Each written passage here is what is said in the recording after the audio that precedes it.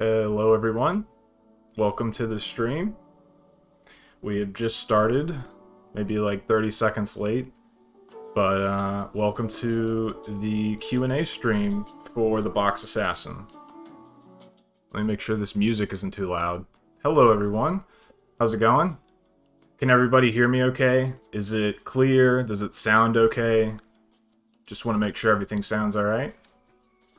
This is the first stream I've done on this channel, so I want to make sure, yeah, you guys can hear me and everything. Yep, cool. Perfect. Awesome. Well, let's go ahead and jump into some questions. I'm going to have some stuff playing here on the side, but yeah, let's go ahead and jump into some questions. I saw one that popped up here already, and that was from Void VFX. He says, what software do you use for 3D animation? How long did the Box Assassin take? Do you ever plan on making a movie or working at a company as a 3D animator? And when did you start 3D? So we have a lot of questions packed in there. I'll start with the easy answer. I use Adobe, or I use Autodesk Maya. Sorry, I'm just turning the volume down on this music. I use Autodesk Maya for 3D animation, and I can even open up and we can look at a rig from the film or something like that. And then what was his other question? So it took about a year to make the Box Assassin. It was, yeah, a year in total. I currently work at DreamWorks Animation Studios. I'm an animator there, and I'm working on one of their films. And I started 3D probably when I was in high school. So about 2014 is when I started doing 3D work. But wow, we have a lot of questions. I was not expecting this response, but let me just go through here and grab some. Can you say my name? Yes, Nathan Ayers. What's up? I think the other big question a lot of people have is the Box Assassin going to be a film or a movie? And that's a really good question. To be honest, I can't answer that in very much detail, but what I can say is that it looks like it's going to be something more. And that may be a film, and that may be a TV show slash series. I am connected with a lot of people right now, and a lot of exciting things are happening. So the only answer I can give you right now is yes, it looks like there's more Box Assassin stuff coming. Oh, thank you for the donation. 420, nice. But yes, there's a strong chance that there's more Box Assassin stuff coming in the future. But that's all I can say right now about it. But thank you all. I've got that question a lot from a lot of different people. But yeah, there's exciting stuff happening. So I'll keep you guys posted. I'm going to go back through here, this chat, and look at some other questions. Let's see. We got a question here from Kitty Kutzine, something like that. She says, or they say, any tips for a first year animation student? How did you go through the character design process? And how do you recommending finding a job out of college? Those are all really good questions, animation related. I would say tips for a first year animation student is, I mean, it depends what school you go to. Every school's different. There's different, classes you're taking. I think a good basis for animation in general is learning how to draw and learning to understand drawing a little bit. You don't have to be amazing at drawing. These are some of my drawings on the playing behind me right now, and they're not amazing. I'm not the best artist in the world, but it's good to have a foundation in drawing and knowing how to do that. It's very helpful in communicating. Like, when you're at a studio and you're trying to communicate to other artists, it's a visual medium, so you're going to use drawing a lot to communicate. So I would recommend doing that. Don't worry if you're not the best. Just learn to, get a little bit better and improve your own skills. So that would be some of my advice for a first year animation student. Let's see. Let's find another question.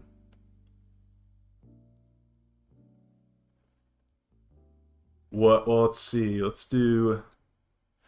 Well, I've seen this question a few times, but Spirit Detective says, what was the hardest part of animating the box assassin, or what was the most difficult scene? Um, and for that, I would say there was a lot of different difficult scenes and whatnot. Um, I think, let's go ahead and pull up the A movie. tip for your trouble. Thank you, Anonymous, for the tip. Was the Box Assassin a personal project? No, yeah, the Box Assassin was a project for school. So it was my senior thesis film, was the Box Assassin. And I worked on that. I did all the animation, all the modeling, and all that stuff. I worked with a sound designer and a composer, and I got a lot of great feedback from a lot of different people. So let's go ahead and pull up the film, because we're going to talk about maybe the most difficult scene in the film. Let me just find where that's at. Here we go. So you're telling me you met the guy? Hopefully you guys can hear that. that. Turn that down a little bit. Every door. So the most difficult scene, I think, in the entire film would be, I don't know. I think let me show you a few shots actually. Let me show you the most difficult shots, because I think there's more so than, it's a pretty short film. The film is only 2 minutes and 40 seconds long, but I can go through some of the most difficult shots. So I think this first shot right here, where we're opening up and establishing all of the space, this is probably one of the most difficult shots I ran into. It's difficult because if you open this scene in Maya, there are all these different characters. There's the car, and then if you look, I mean, the set is pretty huge. You have boxes all here, all over here. You have a boat back here. So this was a really hard shot to render just because of how big it was overall. And then another difficult shot would be the shot right after here, where you see all the bad guys. This shot has... Oh, is it lagging? Let me know if I'm dropping some frames or if it's lagging at all. But yeah, this shot right here was pretty difficult. Yeah, it's lagging. Okay. Let me adjust something real quick.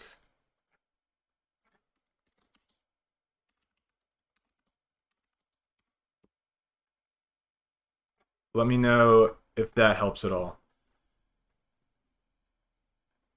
It's only lagging when you scrub through the timeline. Oh, okay. I see. So this shot right here is really difficult because there's 5 characters in this scene. And so with this scene, I had to render this all out, and it took a lot of drop frames, and, it was one of the more difficult shots. Let's look. This shot right here was also one of the hardest shots. I'll play this shot right here.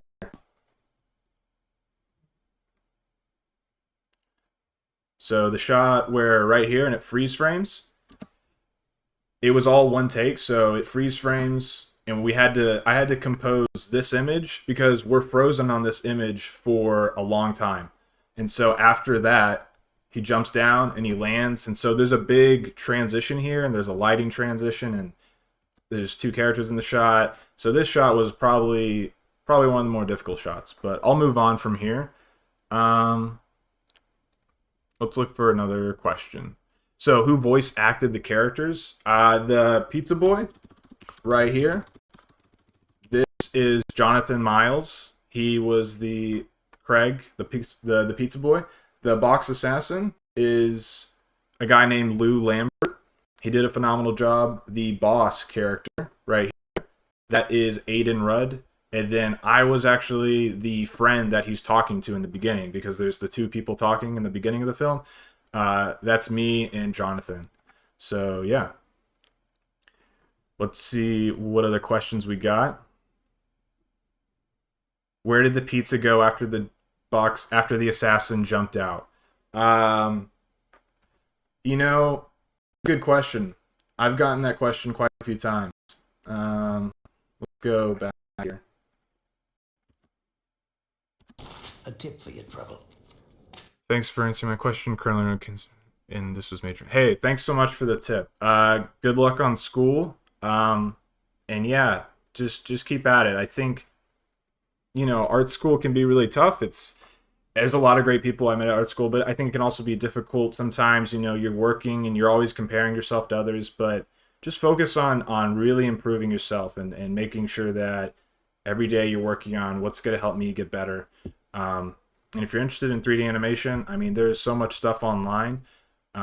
Just jump into it and stay hungry for, you know, information and learning, and you'll get there. Yeah, there's no pizza in this shot. A lot of people have pointed this out.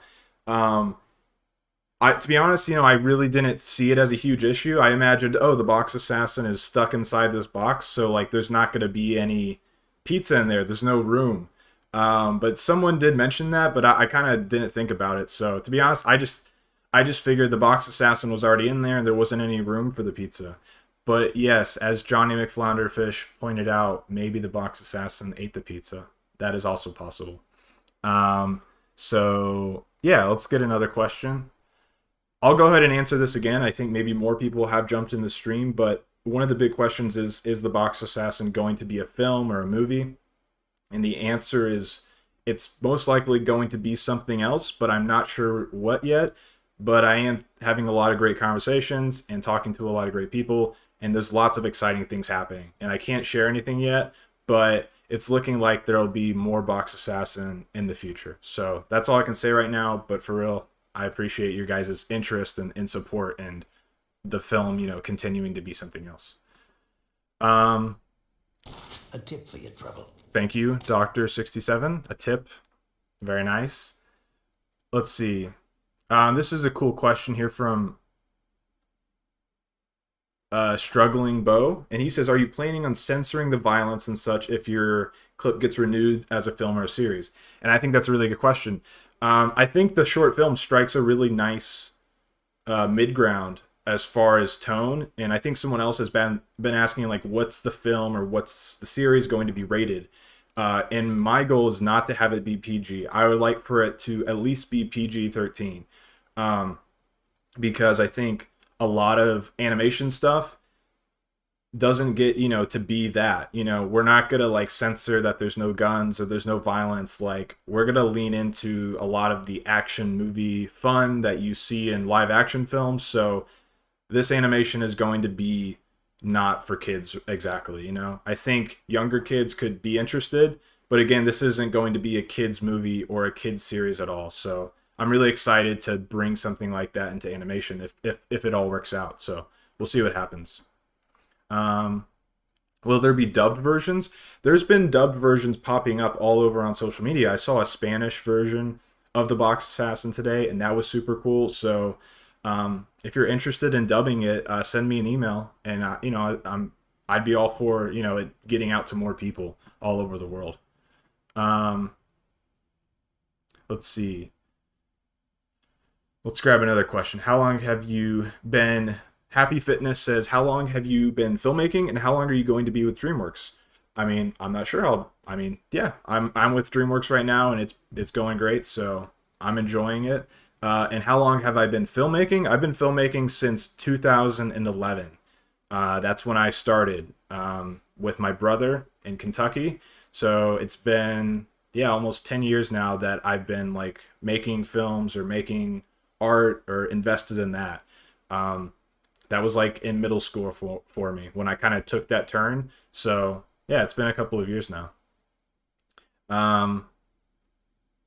You know, I've seen this question a few times. What type of computer? I mean, I have like a custom built computer that I bought for my brother. So I don't know all the specifics. I actually went to a school. I made this film at a school. So at my school, they had render farms where you're able to send off renders and stuff. So I didn't have to render it all on my computer, but I did work off my computer in Autodesk Maya for a lot of the work, but I didn't render it on my computer. So, you know. Kevin B asked, why Ringling? Did you think of attending any other schools? I think that's a really good question. I know I've seen some people asking about school and where to learn more about animation. I think in our age right now, there's so many different ways that you can learn. When I was in high school and when I was in middle school, the way that I was learning was YouTube. I watched Minecraft tutorials. I watched anything I could find on YouTube, even Vimeo stuff. So I would say right off the bat, there's a lot you can learn just through the internet and free information. Once we're talking to like maybe there's high school students here, or people looking to do animation, or people that just want a career change or whatever. If you're looking to go into animation, I don't think you have to go to like a brick and mortar school like Ringling or like something else like that.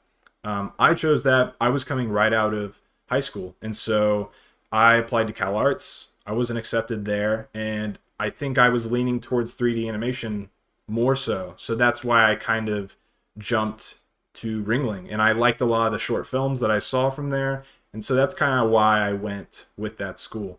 And for that school specifically, I would say that you know I would look into it and see if it's the right school for you. I don't think you have to go to a school like that. It's also kind of expensive, so there's plenty of online schools that you can check out. Anim School and iAnimate. There's a bunch online. So I would just do your research and find out what's best for you, what's best for your finances, and where you're at in life. I think you can't really give a one size fits all answer, but I know that there's a bunch of information online. So I would just get into YouTube, and I can I'm trying to think. Maybe on my website or on my Twitter, I'll put a bunch of resources that I used a lot, like growing up, like YouTube channels and stuff like that. So I can put that out later on like my Twitter or something, so you guys have that. Um, let's see. Let's grab another question. I'm also gonna pull up something else here. We'll just put this up here for now. It's a good question from Dogter. Do you work from home or somewhere else? Actually, right now, DreamWorks and a lot of animation studios are working remotely. So yeah, I actually work at home right now, which is pretty cool. Barman says hello, hello. How are you doing? Um, let's see. I'm looking for another question. Imani says, "How was your day?" It's been pretty good. Hope your day was good as well. Okay, Oscar the cool guy says, "Would you say Blender is a good way to get into cheap 3D animation?" And I would say yes. When I started out, I downloaded Modo. It's by the Foundry. That's the software that I was able to get my hands on at the time, so that's what I used. Blender is free to download, and there's so much good stuff on Blender. Like, for example, I can pull this up, Agent 327. If you guys haven't seen this film by the folks over at Blender, I would really recommend going to check it out. This was all done in Blender, and to be honest, it's a really great resource for, animators that don't have a bunch of money, or you're just starting out. I would highly, highly recommend going to Blender and just downloading that and checking that out. So, A tip for your trouble. hey, thanks, Dr. 67. Appreciate that. Let's grab another question. All right, Sebastian says, "How did you come up with the idea of the box assassin? What's an example?" I don't know about that last part, but how did I come up with the idea of the box assassin? It's a hard question to ask somebody. Like, where did you get your idea, or something like that. So I can't tell you that specifically. What I will say is that the box assassin was an idea from high school that I had. And so at the time I was in school trying to develop my film, and I was looking for, what ideas I might want to pursue, and that was one of them. And it didn't start out like what you guys see. And I can actually show you here. This is like one of the first versions of the box assassin. And it started off much, much different than the final film you see. Let me skip to where it is. But the opening montage is pretty similar, but it changed a lot. If you look here in this project, it's kind of got a similar opening, but it's much different already. You can tell from the storyboards that it was a totally kind of different direction the film was going, but it just took more iterations. And that's something I've talked about a lot, but you just do a pass at a project, you do a pass on your film, and then you show it to someone, you get feedback, and then you make it better from there. And that's what I did with this. So there's similarities here, but the film definitely changed a lot from these storyboards. So it's just something worth noting. Grabbing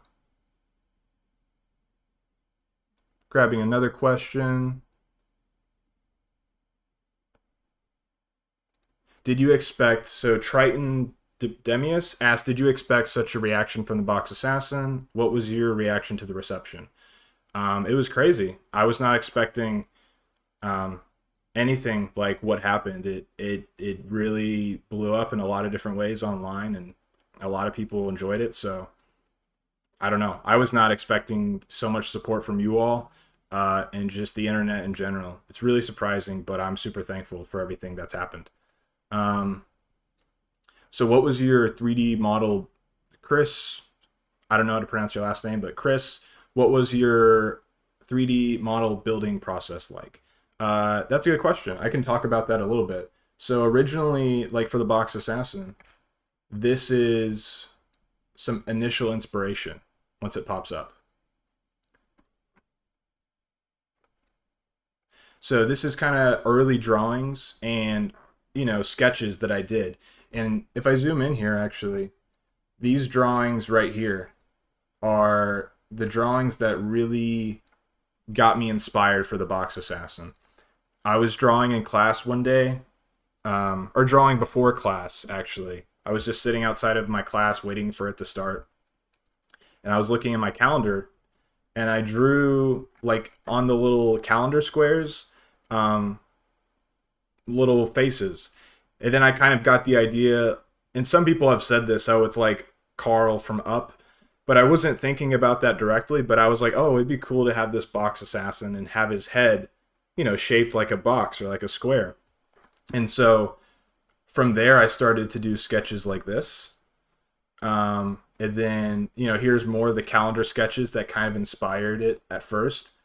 And then from there, it was really about what inspired me and what I liked. So I like action movies. I like John Wick. Those are cool films.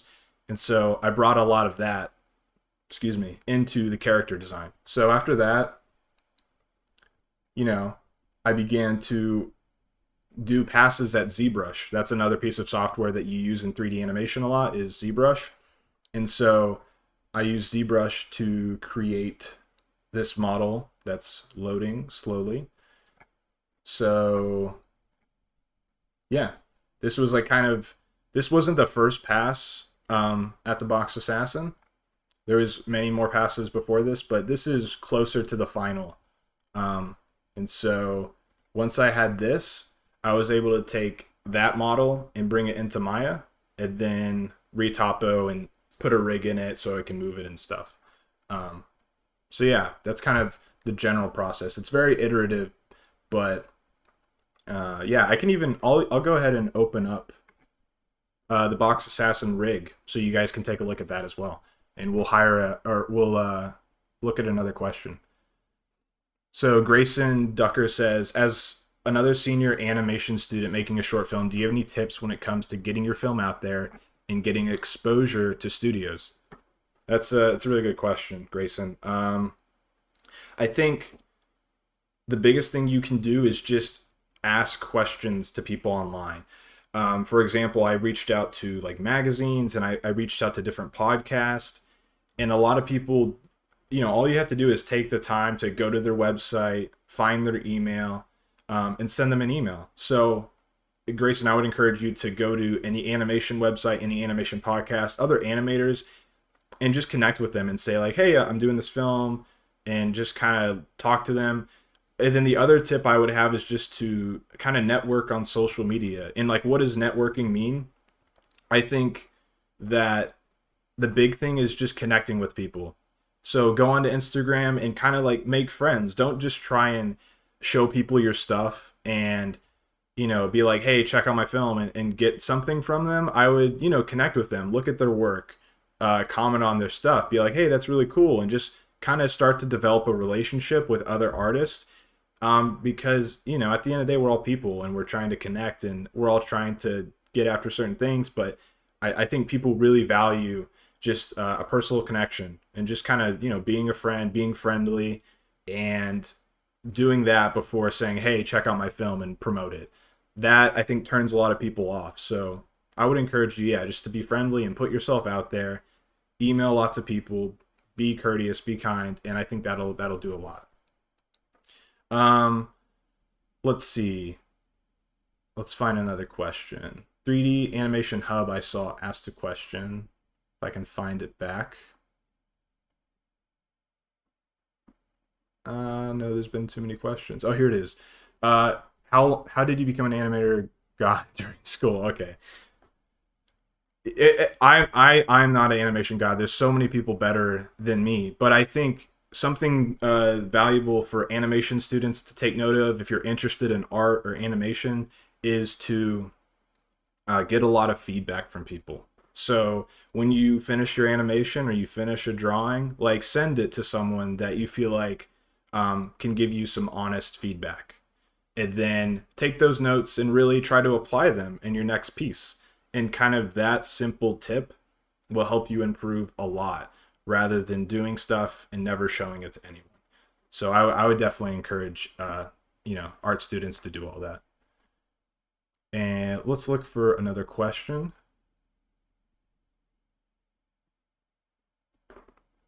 So Spirit Detective. Oh, wait, I think we already did that question.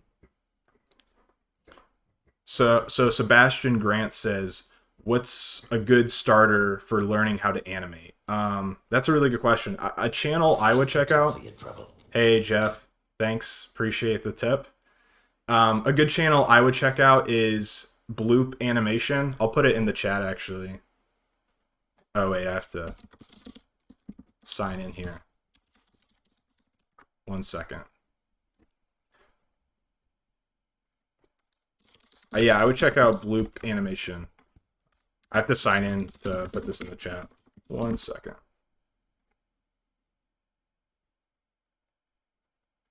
Okay.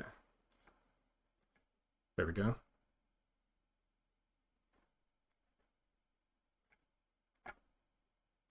Huh. Okay. Well, it's not working, but that's okay. Let me pull this up over here. Sorry, guys. I lost the chat. Q&A. Okay, cool. So let me go ahead and open up this rig over here because a lot of you all have been asking what the Box Assassin rig looks like, what my process is with all that. So let's go ahead and open that up right here. So let's go ahead and answer a question while that's opening.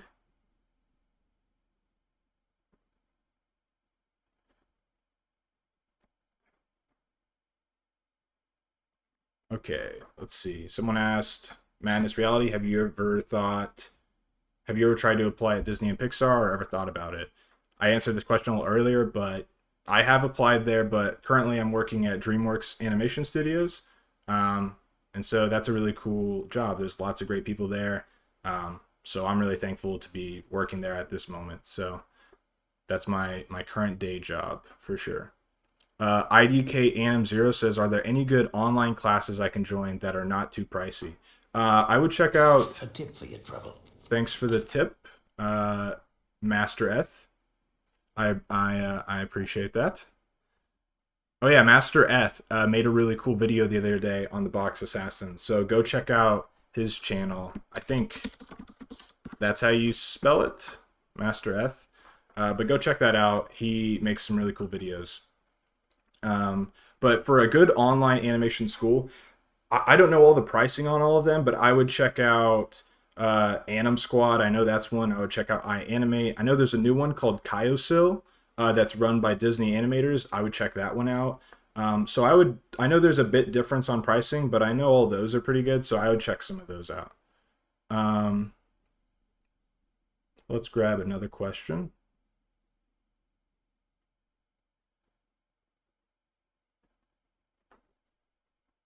Super Gamers Game says, do you know when the Shrek movie is? I do not know when the next Shrek movie is. I haven't heard anything about that. But if you hear anything about it, let me know because I love Shrek. So that's a fun movie.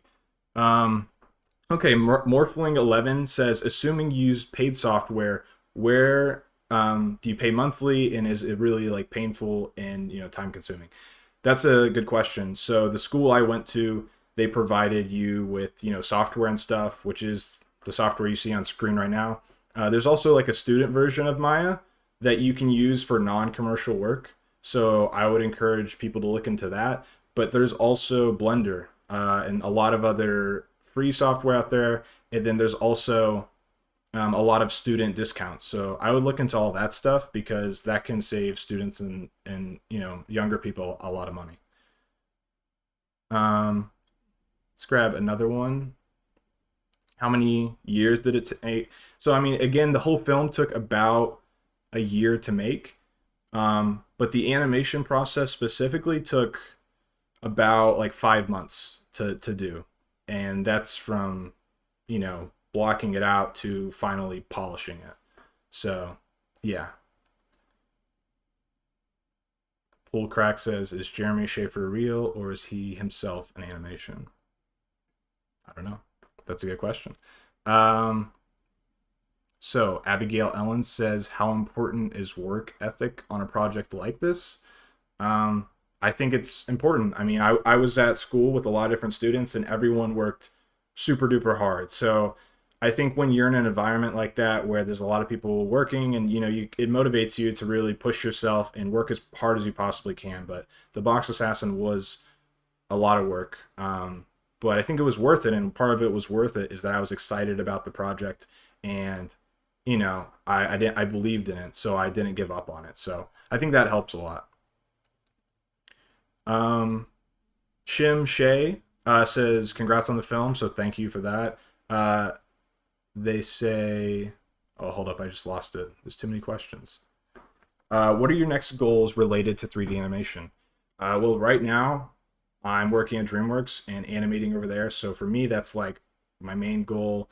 Animating on movies over there is super cool. And so I would like to work on some feature films and really just get that experience because at these studios, you have people who have worked for years and years and have so much wisdom and experience. And so for me, it's always been kind of a dream to work around those people and learn from them.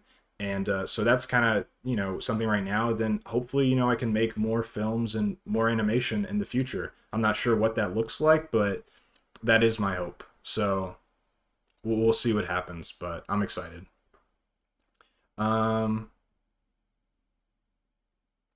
Let's see. Well, let me go ahead and go through this rig real quick so you guys can see what he looks like, because I think a good amount of people would be interested in seeing that. So this is the rig that I used to animate.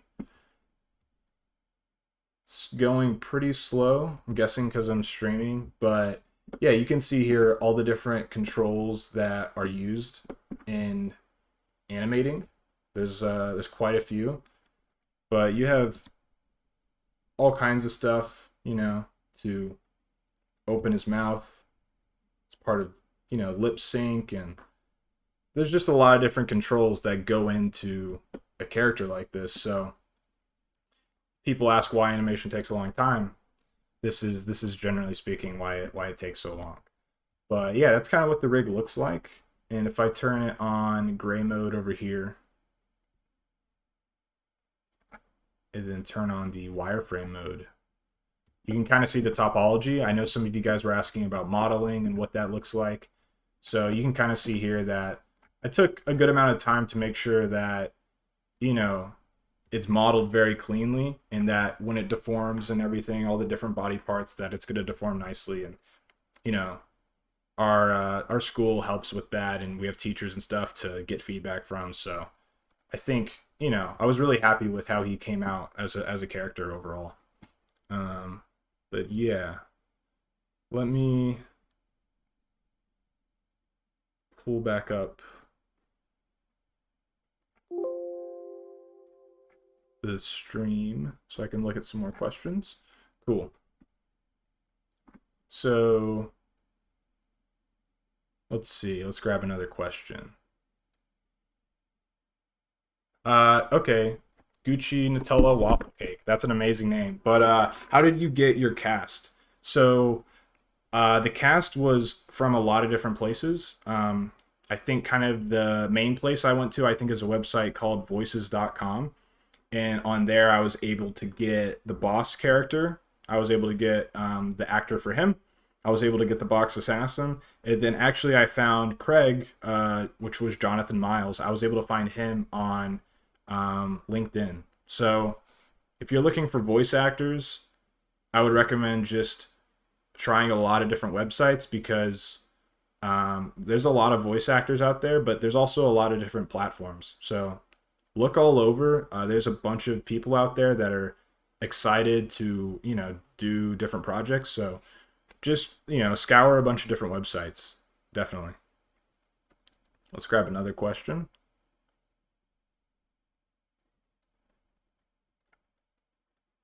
Let's see. So, sorry, there's just so many questions. I'm trying to figure out one. Um, this is a good question from DDXP. They say I graduated from the Art Institute in 2017 and lost motivation to animate ever since. How did you still stay motivated after you graduated? That's a good question because it's really tough, I think, sometimes to stay motivated. Um, in animation, you have a lot of different projects, and sometimes there's really tight deadlines, and you can get overwhelmed.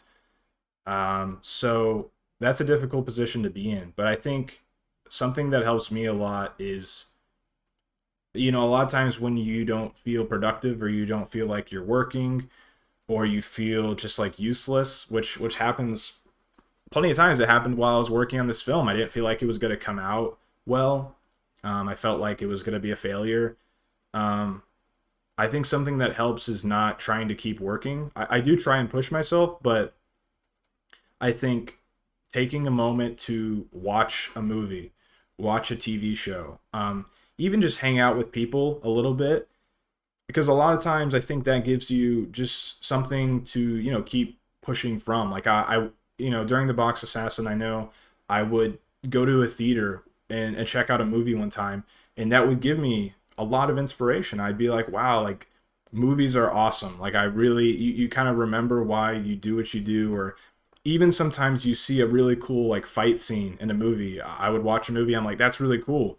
And that would inspire me and maybe spark a new idea. So I think going back to the source of stuff that inspired you is helpful, and not just trying to take your mind off why you should be working for at least like a couple hours to really have that break. I think that's important. But yeah, I hope you find the inspiration back to animate. Animation is really hard, but it's also really rewarding. And for me, I think it's rewarding more so towards the end of the process. So I understand how you can get really not motivated and you don't feel like doing it. But I think once you find you find little successes here and there, those can push you towards really finding your stride and whatnot. But yeah, I hope you find that back, and I hope that works out. So yeah, that was a really good question. Um, let's grab another question. Let's see. Sorry, there's so many. Oh, okay. Aw Splat has a really good question. They say, Jeremy, how does animating really work? Is it just moving pictures or moving models? I'm confused. That's a great question. A lot of people are confused with how 3D animation works. I don't have great speed over here on this computer, um, but I can show you that it's not. It is moving pictures because the final image you see is 2D, but it is 3D models. Like when I'm in here, let me try and get this to be a little bit faster. When I'm in here with the Box Assassin, it's it's all 3D. So you can move around the character and see it from different angles. And we're moving the models much like you see like a stop motion film being made. So we're bending the arms by hand, we're moving the back, and you do that over the course of all these frames, and eventually that adds up to, you know, a completed animation. And then, you know, we that's one part of the process. You then hand that off to the lighters and they light the film, and then they render it, and then that's, you know, that's when you get your 2D image. um, but even when you're animating towards a camera. You know, you put a virtual camera in there, and that's what you're viewing like the box assassin from in the scene. So a lot of times you animate based off of that camera, because at the end of the day you're showing a 2D product. So you want it to look good, you know, in the rectangle that you see on the big screen. It's not as much about what it looks like in this 3D space. But that's a really good question. It's a really, really good question. So let's grab another one. Ramp Agent 92 says, "Do you have any hobbies outside of animation?" I have a few. I like to skateboard, although I'm not very good at it. And then I enjoyed, you know, some sports, basketball, and a lot of times, I don't know, I really like animation. I like art, and I feel like there's a lot of different aspects of that. So for me, you know, there's animation, there's live action stuff, there's like games, and all of it kind of intertwines for me. So for me, a lot of my hobbies and passion overlaps. So I'm mostly kind of in the same space. I don't jump out to do a lot of different things. But I'm pretty happy and satisfied. So yeah, I definitely do try to find like other things to do outside, you know, like go try this or that. But a lot of times even that's to inform the work that I'm doing for animation. So it's like, oh, I have this project idea, and then that makes me go explore this other thing that I haven't heard about. So I'll read about it and research and check it out. But most of the time it's for like a project or something I'm working on. So to be honest, no, I don't have a lot of hobbies, but that's okay. Um, let's see. Let's grab another question. Someone says, why Maya? Or Cyclone says, why choose Maya? Why not Blender? Maya is a bit of like the industry standard in the animation industry. But you know, that's changing. Again, Blender is becoming more and more impressive and popular. So I think the times are changing a little bit and we'll see some shift. But right now, Maya is kind of the standard. So that's why my school teaches it to us, and that's why I kind of use it. But again, they're all just tools. They all kind of do the same thing. Um, let's see. Tony's Pizza says, I'll repeat this question one more time because I know there's new people in the stream. They say, do you think there's a chance you could become known as just the box? Oh, well, no. Okay, this is a different question. This is actually a good question. Tony's Pizza says, do you think there's a chance you could be known just as the box assassin guy? If so, would you find that annoying, disheartening, etc.? I don't think it's, you know, at the end of the day, I don't think that's a bad thing. It's like, I'm really happy with how the film came out, and I'm so happy a lot of people enjoy it. You know, that's huge. So I'm thankful for that for sure. If I was always just known as the box assassin guy, I mean, I guess that could be a bit sad for me. Yeah, I'm always kind of thinking, what's the next thing that I can do, and what's the next project I can jump after? What's the next thing I can do? So I don't know. I don't think about that. It concerns me a little bit. I know in school sometimes I would do a project, and I would like how it comes out, and I was pretty happy with it. And then I would be really concerned that that's maybe like the best I would ever do, and I would peak there, so to say, and not do anything better.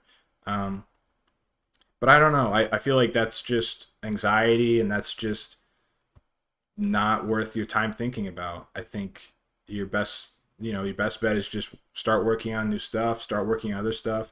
But for me, even the box assassin, I love it. I love the project still. So that's why, a few people have joined the chats since, I'm sure. But yeah, I'm still pursuing into making that a bigger project. So we'll see. That's a really like deep question actually. But I hope I can do more stuff in the future for sure.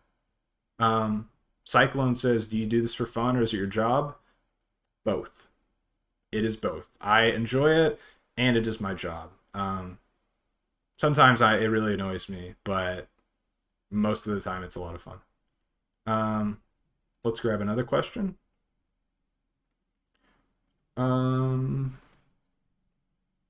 Oh, this is a good question. Amanda Hart says, "Is the evil guy from the Box Assassin the same model from Safe Escape?"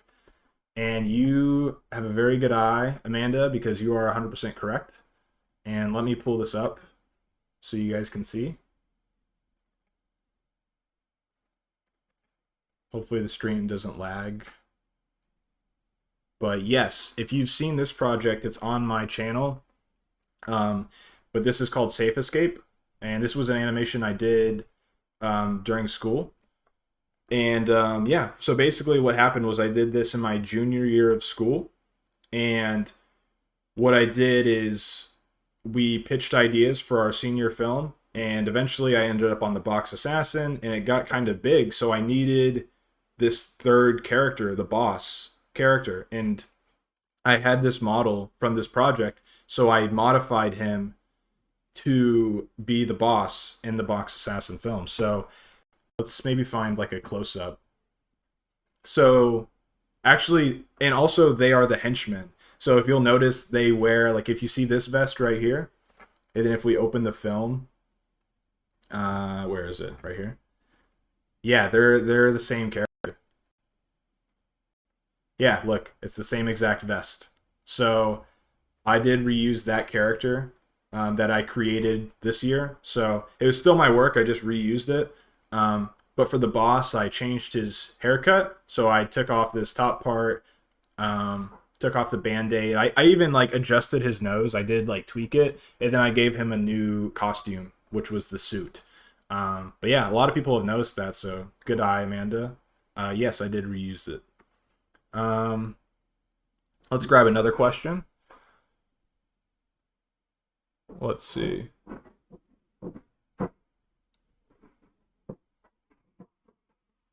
Sorry, so many questions here. Thank you all for tuning in the first place, and thank you everyone for subscribing. The channel has grown exponentially in like the past 2 weeks. So huge thank you for you guys' support. It's crazy, but I appreciate everyone jumping into the stream and hanging out and asking questions. Oh, this is a great question from McCree from Paladins. He says, "Hi Jeremy, I'm a beginner animator who's also using Maya.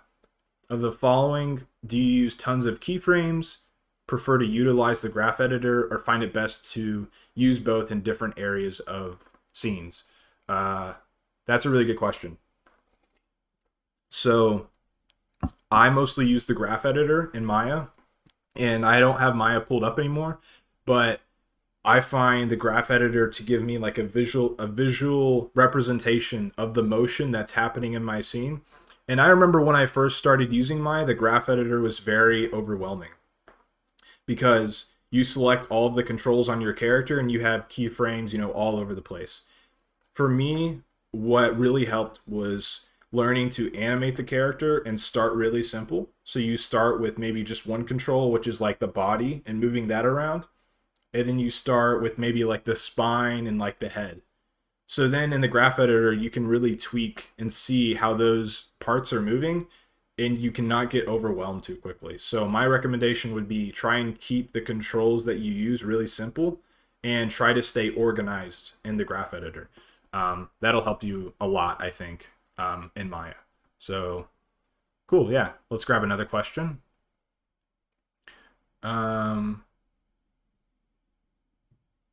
Okay. Juan Ignacio asked, "What's the fanciest camera hack you did in order to achieve a good shot?" That's a good question. I think one of the fanciest, that's a big word. I don't know. I think, let me pull up the film real quick.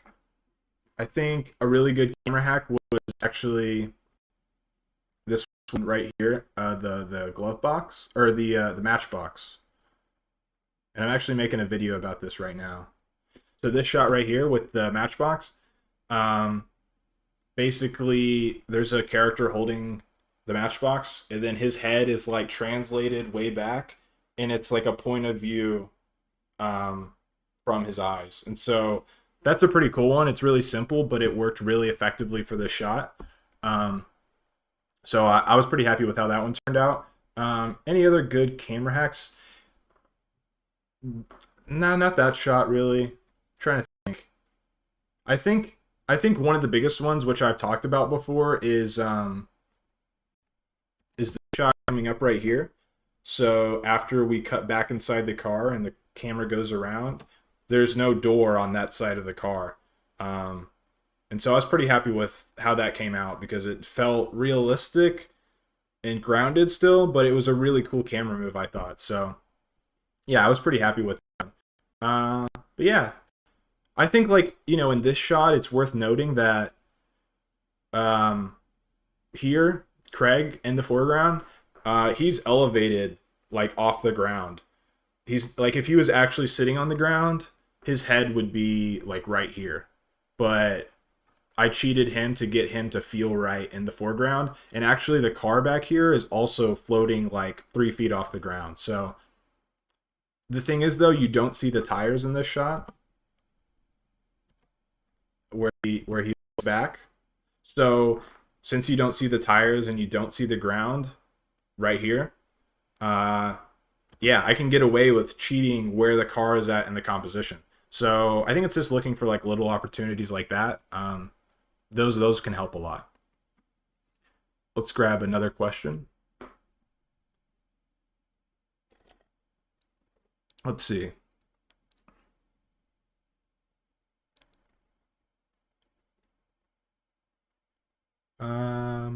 Sorting through here.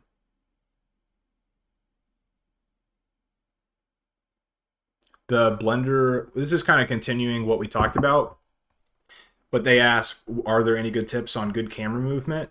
And I think, kind of the best tips you can get on camera movement is watching live action films in general, just seeing what kind of, and not like live action films like that have so much CG in them, or that are over the top. Maybe just watching some like really simple ones to get like the basics.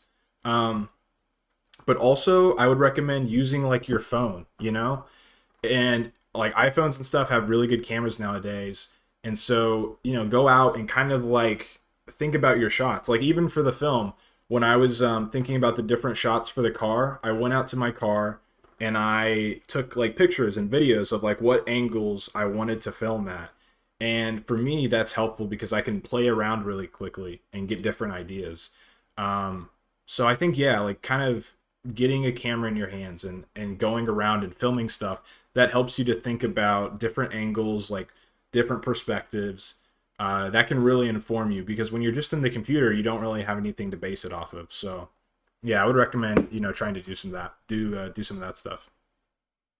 Um, let's see. Let's grab another question. There's a lot of questions about me being a dad. I'm not a dad. I don't have any kids. I'm not a dad. Um, but thanks for asking, I guess. Um, hey, this is a really good question. Okay, Natty the Panda says, I saw a question that asked if you rendered the movie at once or scene by scene, and how did that go? And no, I haven't answered this question yet. So the film was rendered shot by shot. So yeah, every single shot is sent off to render. And the other thing I think people don't realize is that it's done in layers. So in this shot right here with the box assassin, he is a separate element. So I render him, and this is all transparent. And then I render the background separately. And then I render the pizza boy separately.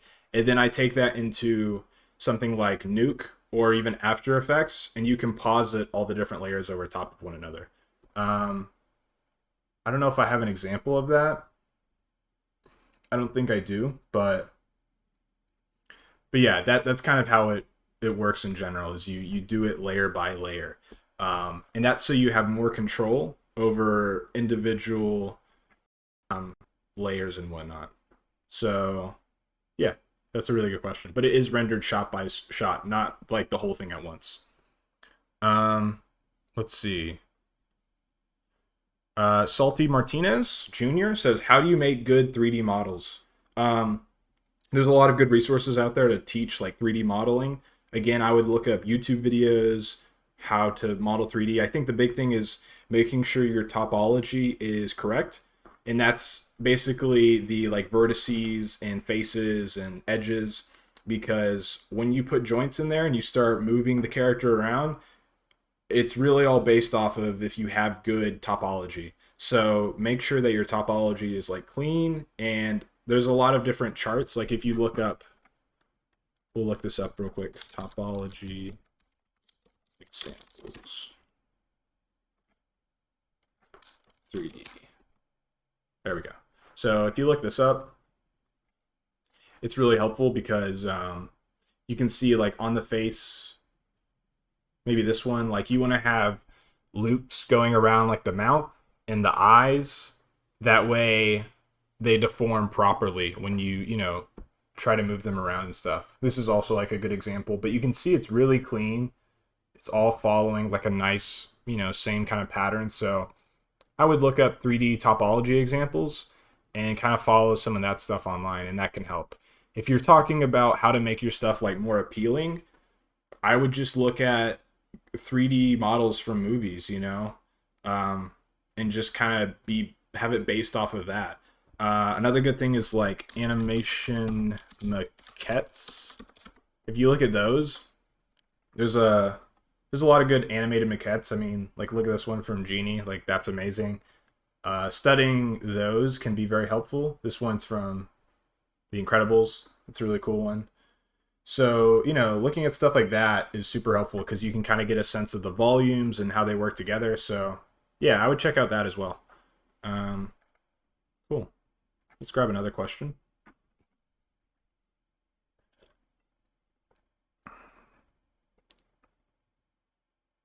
Let's see. A lot of questions here. No, I am an uncle. So I'm not a dad, but I am an uncle. I don't know why people are asking that though. But let's see. Okay, Josh Marquez says, how did you tackle the action choreography of the film? Like with the reference for animating, since there's a lot of stylistic action. That's a good question. I think most of it is, you know, based off of like storyboards and general ideas that I had. Um, but I think, I don't know. I think a lot of like stylized action can kind of start in your head, and you have like a cool idea of how something can go down. And so I think a lot of that then I would draw out and figure out how that translates onto screen. So for example, in the film, he does this part right here where the box assassin slides. So there's that part right there. And then when the guy comes to swing the bat, he like jumps into the box. And so actually, I think originally I just had the box assassin slide into frame right here like this. And I was like, oh, that's cool. I want to have the box assassin sliding in and like shooting. And then I had the idea, once I saw like my scene and I saw a box back here that I placed, I was like, oh, he could jump, do like a backflip. So like that was kind of just me being inspired by like the own material and just jumping off of there. So yeah, so then I just kind of created like two shots to link up. So he jumps back here, and then he finishes, you know, jumping into this box over here and pops out. But I don't know, that was me just going off of it's kind of like being on set, and you see all the different things in front of you, like if you were on a movie, and you see like, oh, we have these boxes that we can play with, and you kind of get different ideas. So I think even in stylized action, a good idea is to take the scene that you're in, lay out like all the tools, like what's your environment, what is at your disposal, and from there you can kind of get inspired by what you can use in the scene to create more interesting action. So I think that's kind of a good jumping off point.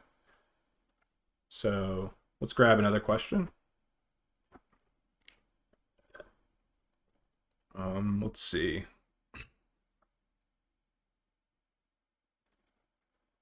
Okay, Animated K says, have you bumped into movements the rigs couldn't handle and how to modify the rigs on the fly? Yes, 100%. Let me pull up the film again because I think I have another example. Um, like, I think even a good example is here with Craig. His elbows, when like halfway through the film, I looked at the elbows and I realized that they deformed really weirdly. So I had to go back to the original file and like just fix some weights so that because I didn't realize until I started posing him that the elbow moved like that. So I had to go back and fix that. Um, I think another good example is the box assassin. Let me find a shot where he's like this. I think it's this shot. So yeah, you see here on this shot, he does this like squint like this, like you furrow your brows. Um I didn't have that control in there originally when I rigged the face. Like it didn't look good. And once I did this shot, I realized that it wasn't looking good at all. So I went back and I created like a custom blend shape to get this nice. I don't think I can. Yeah, I can't draw on this. Or maybe I can. Yeah. So I created a blend shape to get this shape right here so that, it was a really nice like compression in the brows. So that was something small that I went back and changed like months after I started working on the film. So that's a good question. Um, so this is another good question. Hare says, did you use any motion capture or is it all keyframed? It is all keyframed. I didn't use any motion capture for this. Um, so yeah, it's all hand keyed. Mario M Guy says, how did you rig the facial animation? There is a system called there's a few different. So for the rigging, I used these rigging systems where basically it builds a skeleton and a hierarchy for you, and then you have to adjust that to your model and then paint all the weights and stuff. So I know one that our school used was called Rapid Rig, but there was another one we used for the face. So I would look up some of that stuff, but I know I used Rapid Rig. So Small Brain says, how much money did the film cost to make? The film cost in total, how about I write it out here? The film in total cost $3,000 to make. And I've seen a few people say that, but none of that money really went towards the production. I raised the $3,000 on the Kickstarter. Oh, thank you so much. I should 20 people in the house.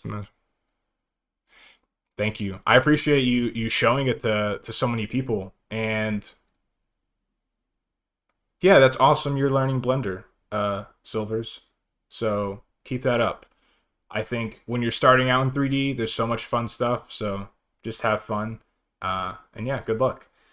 So for the budget, yeah, there was $3,000, and all that went towards hiring a composer and a sound designer. So yeah, that was what the money was used for, not really for paying for my food or paying for me to live. So that's what all the money went towards. But it really helped because I think something a lot of people noticed in the final product was the sound and the music, and both of the guys that worked on that, they did phenomenal. So huge props to my composer and sound designer.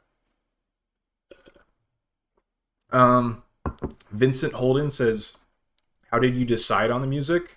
So that's a really great question, actually. So what I did with that is the way I found the music is I went to a film that I really liked, which is Agent 327. And then I went to the end of the film, which is like right here somewhere. So yeah, I went to the end of the film right here and I saw who did the sound design. I saw that Sander Hootman did the sound design and Vijay Birpoot did the music. So this is kind of like going back to what I talked to someone else about, which was just like emailing people and reaching out. But like for this, yeah, I just looked up both of their names, I found their websites, and I sent an email and said, "Hey, I have this project. Like, I'd love for you to be a part of it." And I, told them that it was a paid project. Excuse me, and all that sort of thing. So again, I think the music and the sound design came out really well, and that's because I found people who had already kind of done something like what I was going for, and so that helped it be, similar. They kind of knew the tone of the film. It wasn't like they did a film about a ballerina and dancing and it was like classical music. I'm sure both of these guys could do that because they're really talented, but I looked for like an action movie and I hired people that had done that. And so I think, kind of doing that one to one, I think that helped a lot. So, yeah, let's grab another question. I think it's, what is it, 7:35, so we've been going for I guess an hour now. But we'll keep going a little bit longer. Just keep dropping questions in and I'll look through here. So, yeah, people are still joining. I think I see 166 people are watching now.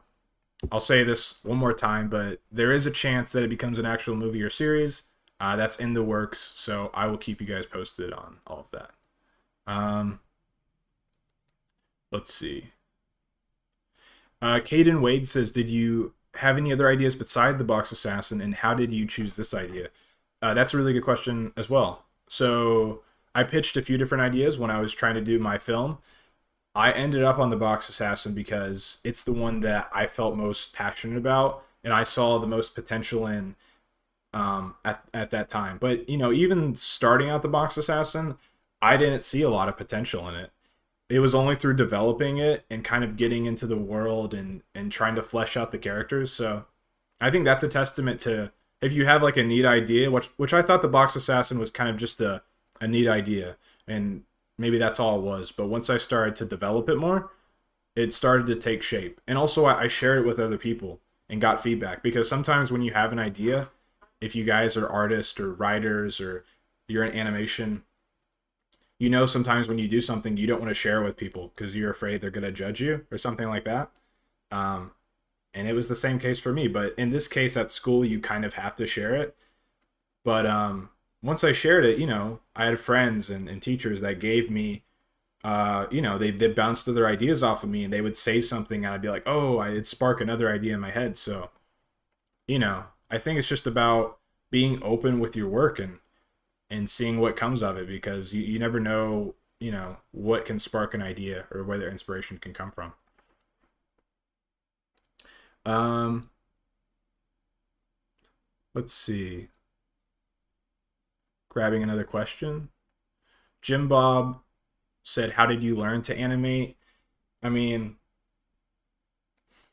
it's not like it happened overnight. It's a tough question, but um, I think the big way you learn how to animate is by doing animations, whether that's 3D or 2D. And I'm not being like condescending when I'm saying that, but yeah, you just gotta do more work. And I can even show you, this was the first 3D animation project I did at school, was this ball bounce.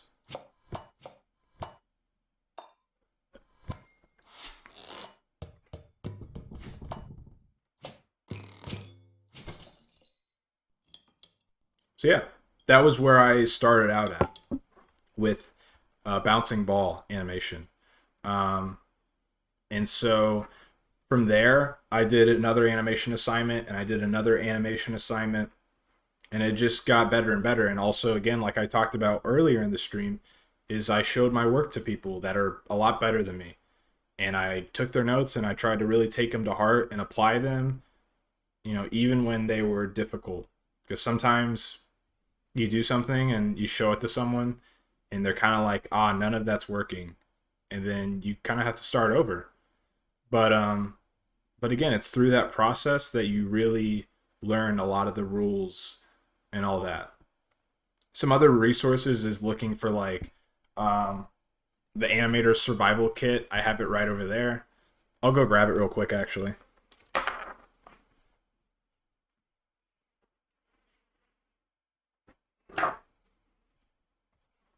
Oh, all right. So this book is really good. to check out and have. It's kind of the recommended book for people, the Animator Survival Kit. If you guys want to check that out, um, there's a lot of great basic information in there. So yeah, you can learn a lot of the basics from something like this, but there's also a lot of great, stuff online where you can learn it as well. So yeah, that's a good way to get started. Let's see.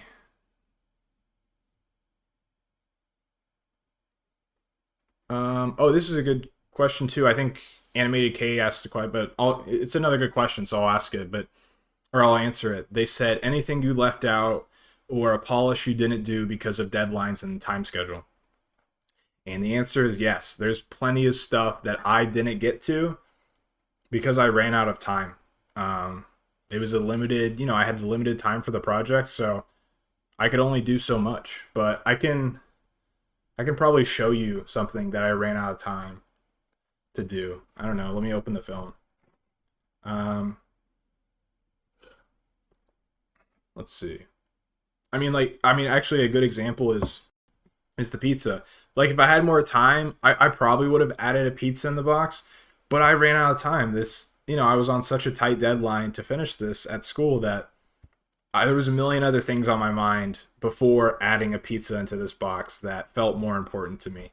So there's a bunch of different things, but again, you only do what you can do, and you make the most of that. So yeah, it's all good. But let's see what other questions. I think some other people have joined. So what software? I'll just put it in the chat. It's Autodesk Maya, and then ZBrush for like modeling. Those are kind of the big things. Louder Chowder says, did you set your own deadlines? Not really. The school that I went to, they have deadlines and stuff for you to turn in stuff and get feedback.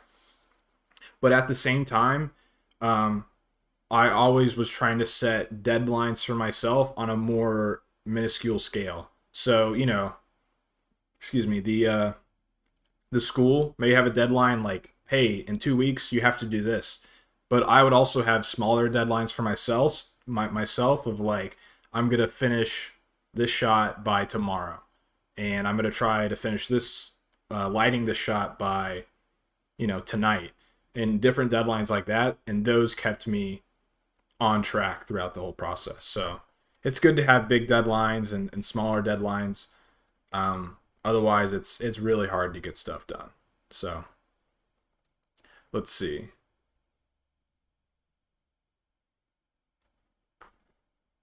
So Wagon of Speed said, I heard someone say that the Box Assassin looks like it was made by an edgier version of Pixar.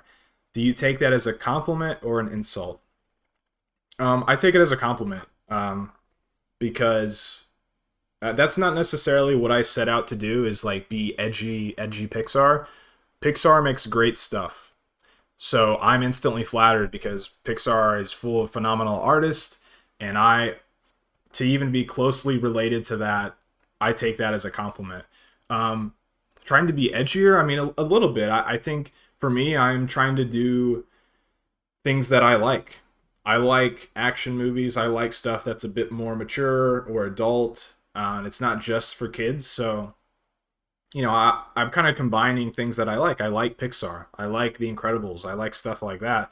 But I also like action movies and cool stuff. So for me, I definitely take it as a compliment because I think I see it as my interest of all these different things coming together and forming something, and people are recognizing it, and that's how they're explaining it, as like a combination of these different things. So yeah, it's definitely a compliment, so it's all good. Let's grab another question. Alexandre Brunet says, how do you manage to get such a similar look to giant studios without their army of animators and huge budget? I think that software and technology has come a long, long way. So there are a lot of people out there doing amazing work in smaller teams. So I think just instantly technology is helping a lot, to get stuff that's higher quality faster. But I think for me too, I don't know. It's just a lot of iteration on the models and the animation and refining it. And there's so much reference out there, you know, like for me to model, you know, the Craig, the pizza boy, I don't have to go to a book in the library to find like a good example of what a character looks like. You know, you can just Google all these animated characters. So I'm using lots of reference. I'm getting lots of feedback um, to really iterate a lot and get the character to looking in like a really solid place. Um, so I think that's, you know, a lot of the answer is just technology, feedback, iteration. And then I have been doing animation and kind of studying 3D for a while, so I think I have a good familiarity with how it works and how to maybe try and improve stuff and get stuff looking the best it can. So I think it's just a time thing too. I've been doing it for a good amount of time. So, um, what type of pizza? Blitz Aiden says, "What type of pizza was in the pizza box?" I don't know. I don't know. Originally, in an earlier version of the script, I had a pineapple pizza in the film, uh, but that was cut from the film. So probably a pineapple pizza. But yeah, let's see. Zipporah asks, "Do you do 2D animation as well?" Not really. I think that's another good question. Some people think that like 3D animation is like drawn or and yeah, a lot of times plenty of 3D animators aren't drawing. There are plenty that do and draw really well, but there's animators out there that don't draw at all. I draw a little bit and I try to do the best I can. But you don't have to know how to draw per se to do 3D animation. So I don't personally do 2D animation. I think it's super cool. I wish I was better at it, but um, yeah, I appreciate it, but I'm not that good at it. So let's see. I saw another good question in here. Trying to find it back.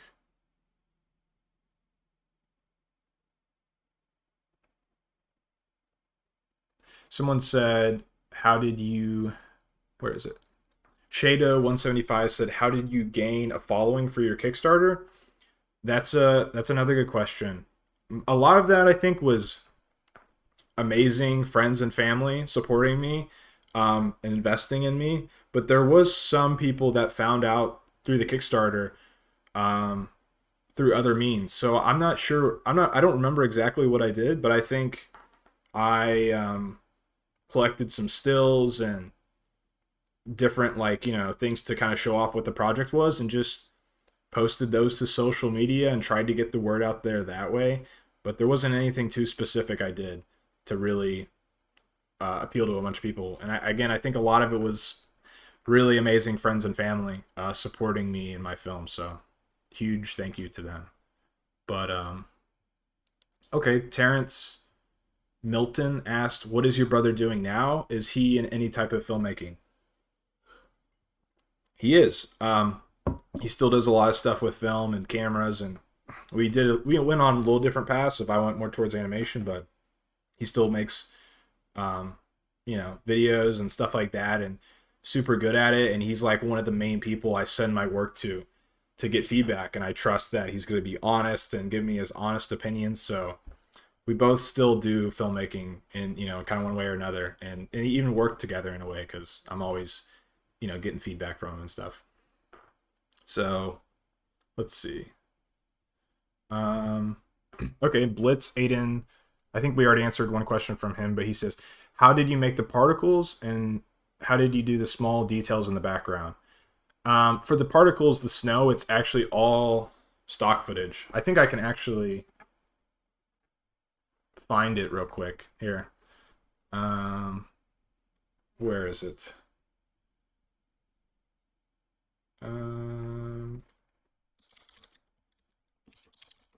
Yeah, the snow is all 2D comped stock footage. I think a lot of people were maybe shocked by that. Maybe some people realize and pick up on it, but I didn't do any particle simulation or anything like that.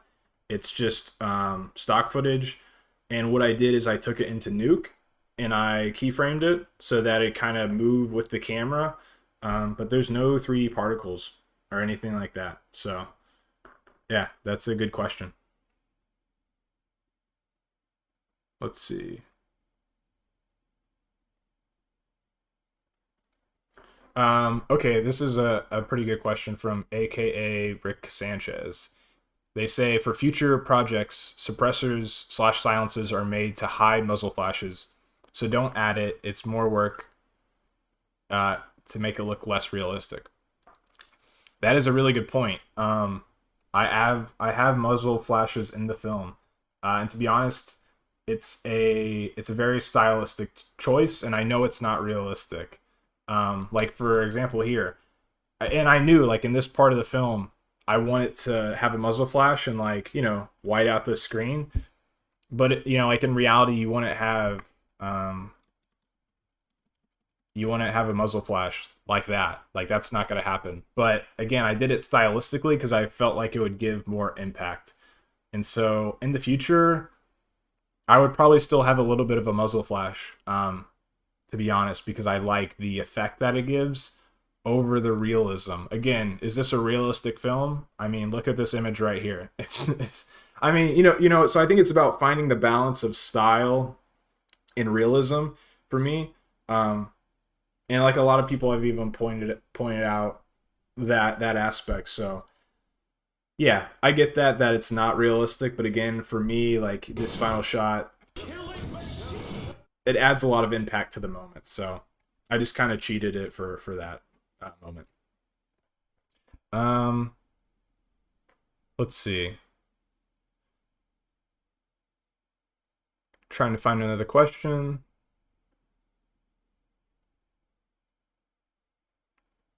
Okay, hold up. Mr. Beast, which I don't think this is actually Mr. Beast, but they say, have you ever used Modo? And yes, I did. I used Modo when I started out, like at the very beginning. So seems like a cool piece of software. But yeah, I would check it out if you have access to it.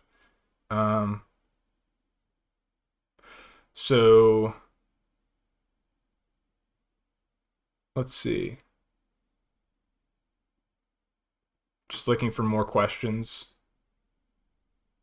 Okay, so Spirit Detective says, if you're making a movie or show, will it be about the pizza boy?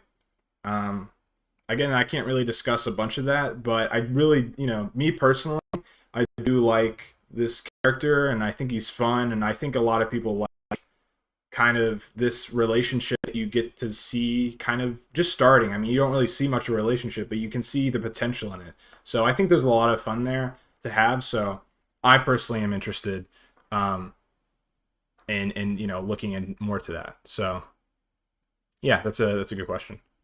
Let me refresh here to look at the latest comments.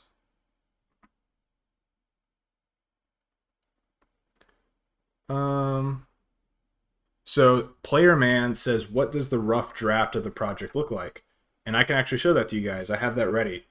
Hopefully this doesn't lag, because I know it's been lagging some, but this is, you all can kind of see what the project looked like in its early stages. I'll play some of this, not all of it. And you survive. He doesn't just show up in the UPS box. He shows up in mailboxes, birthday boxes, Jack in the Boxes, jukebox, boom boxes, tool boxes. Don't you understand? He's nothing but a killing machine. Breathe, Franklin, breathe. Okay, I'm gonna let you know what happened. I was down at the docks delivering a pizza. Hey, I think this is Industrial Drive. I got a pizza for Mr. Jax. Oh. Who sent you here? Oh, who sent me? The pizzeria. Tony's Pizzeria. Oh, hey. Well, Boys, how about get this? rid of him. I'll give you guys the pizza for free. Maybe I can throw in some of Tony's favorite cheesy raspberries on the house.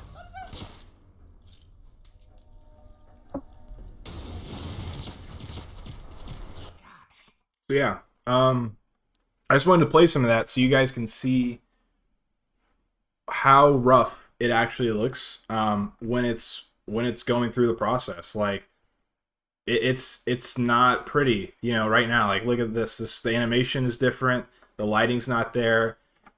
It changes a lot throughout the process. So hopefully this shows a little bit of like how much the film changes from when I'm just starting and trying to make it work to the final product. So yeah, that's a good question to kind of ask. What does the rough version look like? Because I think a lot of times people just see the box assassin and they see the film and it looks nice, it looks rendered well, and it's good, but it went through all of these really rough versions. Like let me play the part in the car. Come on, come on, come on! It's really rough, as you can see. You got me into this. You'll get me out of this too. I would love to help, but I got another. Just step on it, kid. Okay. Yeah, so that part's super rough. But again, after more iteration, I refined it more. The shots got better and I got better timing and all that kind of stuff. So takes lots of passes. But yeah.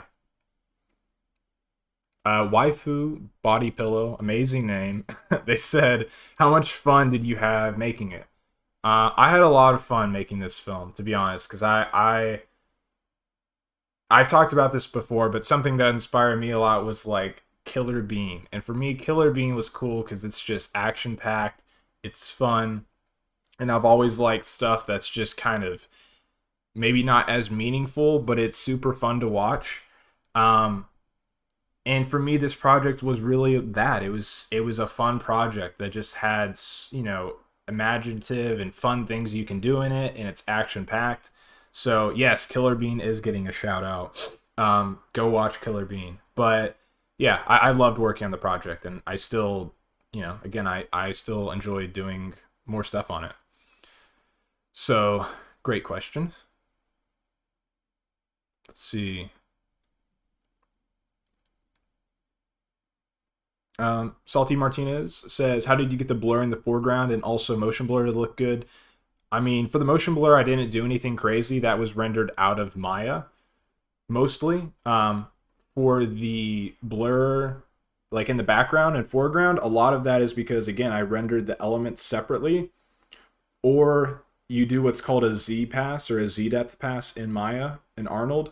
And then in Nuke, which is a compositing program, you can adjust your blur settings, you know, and really refine it. So that's kind of how I got those finer details.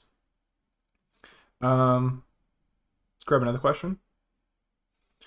So Half Wasp says, do you think animation like this could be sustained on YouTube, or consistently making this stuff only viable in a big studio setting?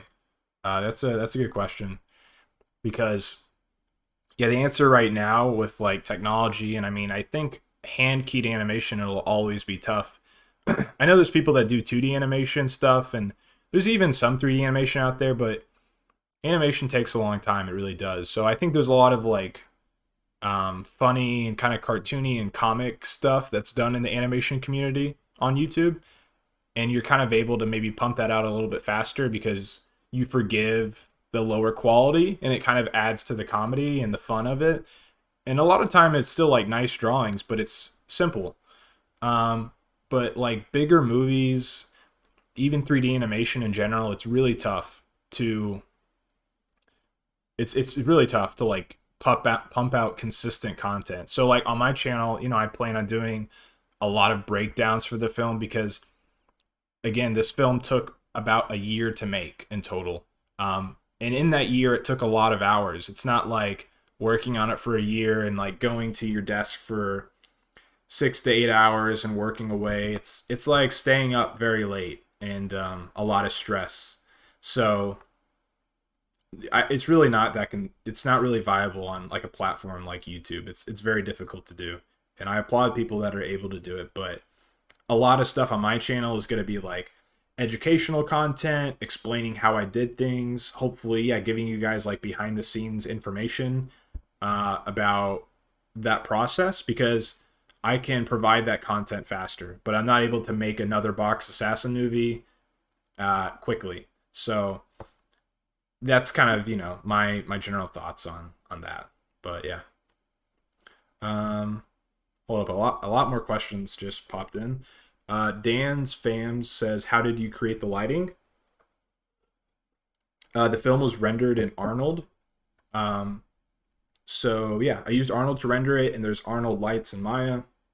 And then there was a lot of tweaking done in Nuke as well, where you can color correct stuff and, you know, fine tune your lighting and whatnot. So that's kind of how I did it. And then, I mean, a lot of the lighting is based off of my understanding of like filmmaking and lighting. So if I can find an example in the film real quick. Let's see. You know, how about this shot? Yeah, like, I'll explain this shot a little bit really quickly, because this is a kind of a cool shot. I liked how this shot turned out. So basically, for this shot, I'm kind of using the red light to indicate danger, and that there's like, you know, it's a tense scene, so I wanted to introduce some red lighting. I knew that going into the film. I didn't just place a red light for the heck of it. So my thought was it's kind of like the dashboard, and maybe, you know, something like that. I'm kind of cheating, you know, it's probably not this red inside a car, but again, it's a stylistic choice. So I had a light down here in Maya that's shining up like this. And then I had another light over here. And this, here, I'll kind of, this is the arrow, so you can kind of see the direction. Let me draw an arrow over here. So this light's coming from behind the boss, and that's adding, you know, kind of this red light right here. And then all of this red light is coming from a separate light. And then, let me erase all this real quick. And then if you see this right here, you see how the boss has like an edge light on him? That's not actually lighting in 3D. This character is a separate layer. So I was able to add like a fake rim light to him in Nuke. And that's how I got that little edge on him. And then in addition to the red light, there's a big old blue light that's shining down outside of the car. It's like right outside the windshield, and that's providing like a kind of a ambient blue moonlight. So yeah, that's the general lighting setup in this shot, at least. Maybe I'll do one more shot, then we'll take another question. Let's see, what shot do we do? Oh, that one's kind of fun. I like this shot as well.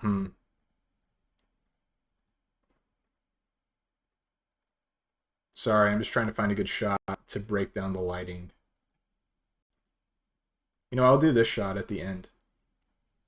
So for this shot, the lighting setup looked like this. I had a lot of times in film and like filmmaking in general and video, even just like interviews and commercials, you'll get like a lot of times people do rim lighting or they backlight their characters, because the general idea is to have a like a 3-point lighting setup. So if this is our character and they're looking this way, usually you have a key light that's over here. So this is the key. And then you have a fill light maybe over here.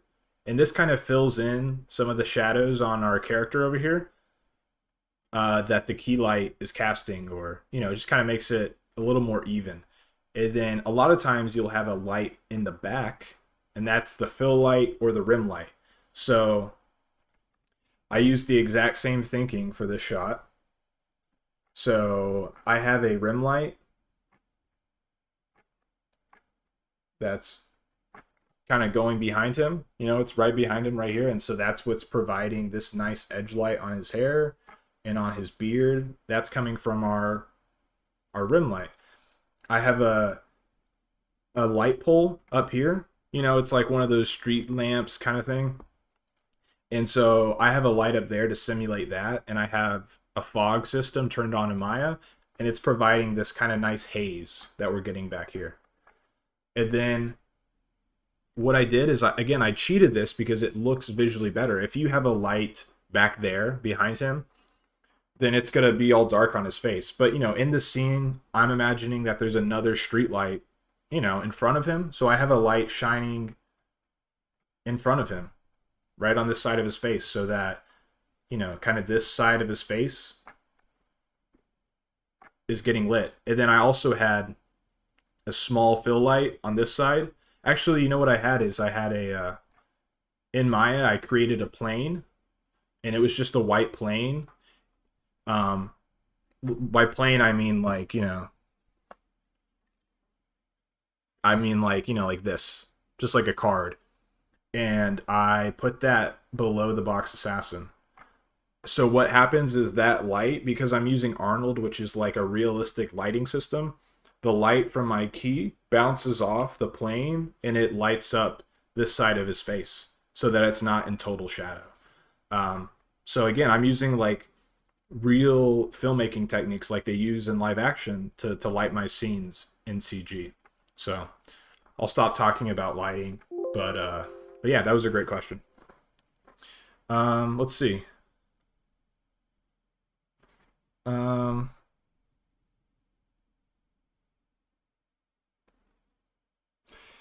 Nightmare 8604 says, do you have any tips on how to draw characters in your own style / drawing trying to make a character?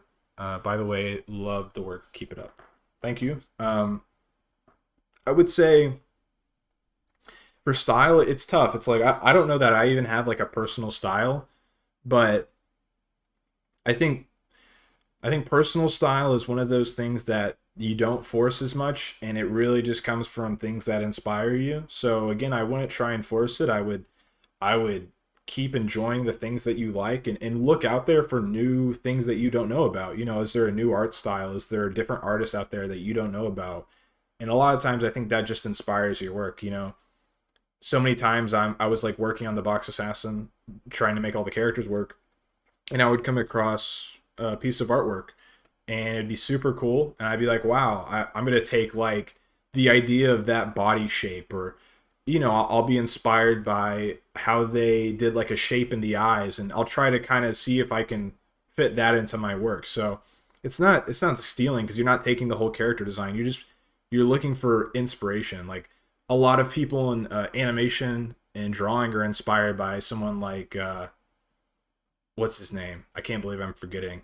What is it? I have a book back there. Oh, Norman Rockwell.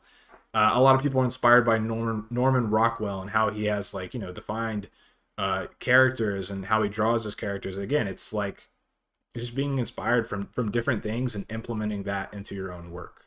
So that's what I would recommend. Henry Cleathermaze says, did you base the characters off of anyone? I did base the pizza boy's name off of somebody I knew.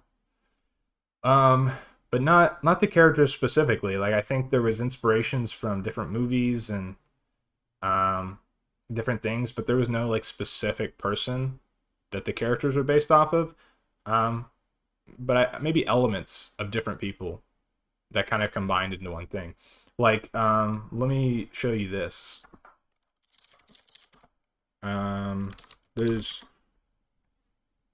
So if you like look in this shot right here, you see the box assassin. Actually, let's go to this shot where you can see it more. So he's got like a cool turtleneck and whatnot, you know? I really like the turtleneck design. I'm a big fan.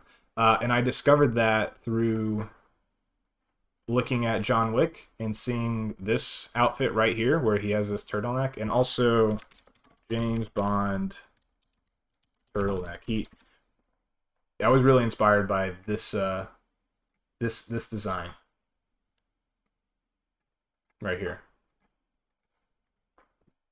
So yeah, he's got the turtleneck, and originally, like, here, I'll show you this piece of artwork. Originally, he had gun straps, you know, like little gun holders, but that's really complicated and like rigging, so I got rid of that. But yeah, like this outfit is like pretty much this, and it got changed over time. But yeah, James Bond was a really cool inspiration from for, you know, the box assassin and whatnot. And even, maybe more interesting, if you've ever seen the movie Collateral with Tom Cruise, I got the idea for like the grayish hair from this guy right here. Like, look, yeah, like I always thought, I thought the salt and pepper hair was really cool. So again, I tried to implement some of that into the Box Assassin. So he is a creation from many different sources, to hopefully make something, new. So let's see. Cyclone says, do you have 2 monitors? Yes, I do. Let's see. Lo-Fi Ghost Op says, what animation apps would you recommend for a beginner? Whatever software you can get your hand on. They're all very similar. You have Blender, you have Autodesk Maya, you have 3ds Max, you have Cinema 4D, you have Modo. They all do a lot of similar things, and they do some things differently. But whatever you can get your hands on, I would try and learn that. There's not a perfect piece of software. When I was starting out, I was trying to find the perfect piece of software. Is it 3ds Max? Is it Cinema 4D? But there's no perfect piece. So just use whatever you feel most comfortable using, whatever you're able to access, and that'll be great. Because I've used different software. I've used some of 3ds Max. I've used some of Cinema 4D. I've used Modo, and I think that's all. But again, they all informed.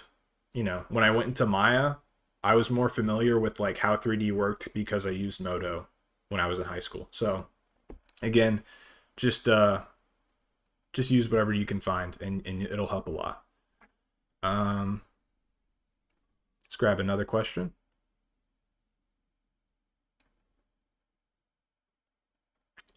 Someone said, how do you make cloth look so detailed? That was Stephanie Asia. I don't think my cloth is, you look at like what Pixar did with Soul and some of those characters, and like the new Incredibles, like, the new stuff they're able to do is nuts. So again, I feel like the stuff I do is not anywhere close. But I try to do my best to achieve quality with like my limited resources that I have. But, let's talk about the Box Assassin for a second in his sweater. If you look, like here. So what I did here is I created XGen on his shirt. So there's little pieces of fuzz everywhere. So that's not super complicated. There's just like little hairs everywhere. I didn't like groom it like Rapunzel's hair and Tangled. Little fur everywhere. And then I can draw this out as well, actually. So he has his shirt, like right here. You got the turtleneck. You got the sleeves, like this. And, you kind of wonder, like how do you go about making something like that? So first off, you model just the character and you model a shirt. And there's like no detail in there. There's like the turtleneck and the sleeves and the body. So I modeled all of that. And then in 3D, you do what is called, what is it called? Oh gosh, I'm forgetting. It's been a while since I've done all this stuff. You basically like you cut seams on the 3D model so that it becomes 2D, and that's how you place your textures. So, I have the sweater here, really badly drawn. And it has a turtleneck like this. So it looks like that in 3D, a really bad drawing. But again, you take your seams and you cut it right here on the sleeves, you cut it right here, and you cut it right here. And then once you unfold that, you get, the body like this, you get the sleeves like this, and you kind of get like the turtleneck. So then what I would do is I would look for something like a sweater normal map. So I'd find something, I could find like a sweater normal map online, and it has these lines running down it. And then I kind of just match that up with how I cut out the shirt. And that's like, you can really simply get those little details in there just that easily. And it's not super duper difficult. I didn't like sew the clothes in 3D. I didn't, simulate them super complicated. Again, it's pretty simple how I did like the Box Assassins sweater. So yeah, hopefully that helps them. Let's grab another question. Squibbo YT says, "Yo, I'm here. Just found the channel while learning Blender stuff. Super cool. Keep learning Blender stuff. That's awesome." Yeah, thank you. Drawing 10 out of 10. Yeah, that was a really bad drawing. Let's see.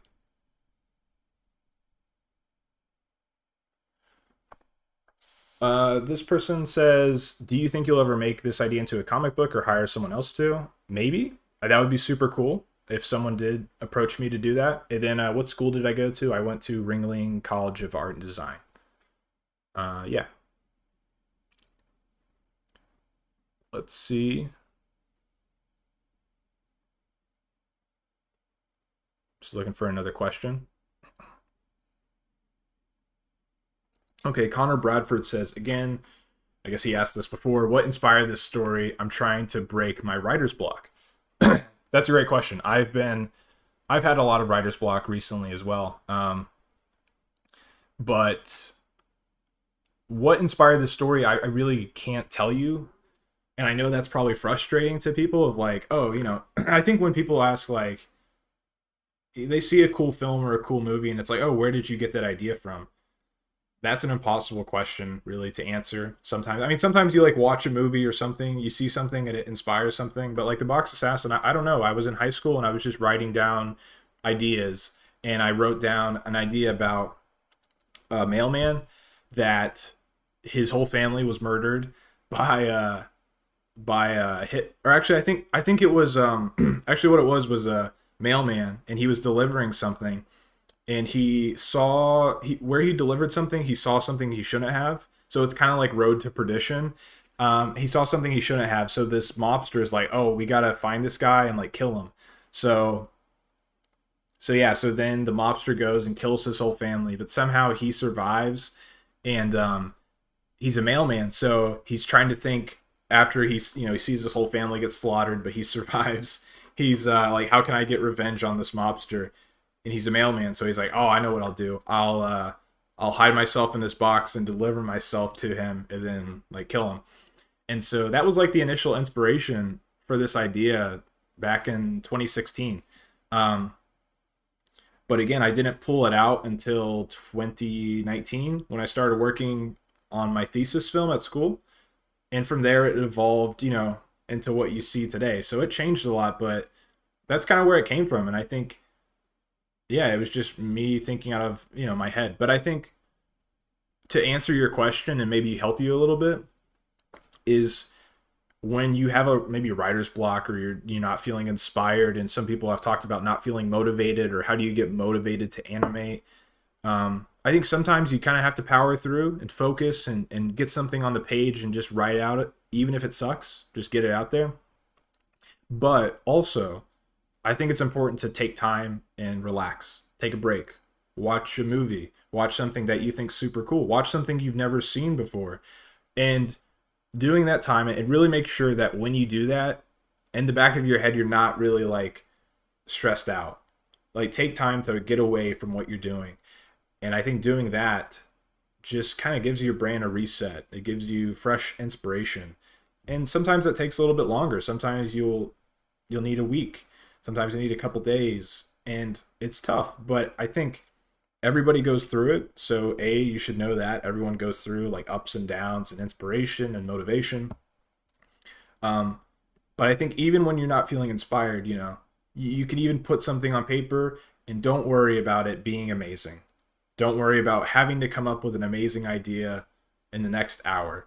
Just write something down and keep doing that. And eventually I think you'll stumble upon something. So that is my somewhat wise words of advice. But yeah, let's see if we have any other questions. I think we'll probably go for like 10 more minutes, if that's okay with you all. I plan on doing more content and more streams. Again, this is mostly focused on question and answers. Maybe we can do some different streams in the future. But yeah, keep dropping some questions. We'll go for a little bit longer, but again, I just wanted to connect with a lot of you all since there's a big influx of subscribers and supporters and all kinds of, amazing people checking out the film. So I really wanted to do this Q&A to connect with a lot of you all and answer a lot of questions people may have, and just, again, connect with this audience, because it's insane the kind of support that, you guys are showing me. So thank you all for that. But yeah, let's grab some more questions. Let's see.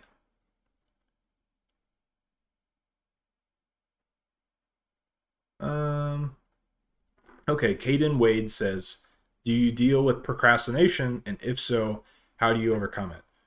I'm going to turn on some lo-fi beats because that's the mood.